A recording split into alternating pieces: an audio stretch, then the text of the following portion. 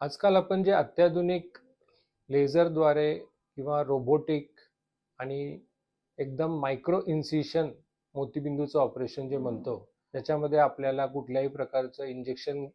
पेशंटला घ्यायची गरज नाही आणि त्यामुळे 2 मिलीमीटर इन्सिशनमधून आपण जे मोतीबिंदूचे ऑपरेशन करून जी आपण लेटेस्ट फोल्डेबल इंट्राऑक्युलर लेन्स ही डोळ्याच्या आत जी बसवून देतो पेशंटला, तर ह्याच्यासाठी जी यंत्रणा आहे ती आम्ही तुम्हाला आमच्याकडे अवेलेबल असलेले इन्स्ट्रुमेंट हे तुम्हाला इथं आल्यानंतर तपासणी करताना तुम्ही स्वतः ते अनुभवाल आणि त्याचे रिपोर्ट्स पण तुमच्याकडे दिले जातील. आणि मोतीबिंदूचं ऑपरेशनसाठी जी लेन्स तुम्हाला वापरणं म्हणजे करून घेणं गरजेचं आहे, कारण की ही लेन्स तुमच्या डोळ्यात फक्त काही महिन्यासाठी नसणार आहे.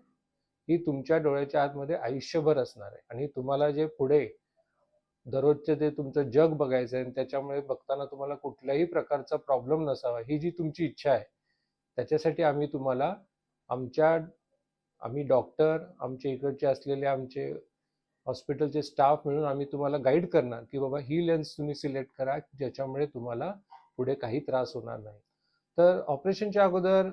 जे तपासणी आहे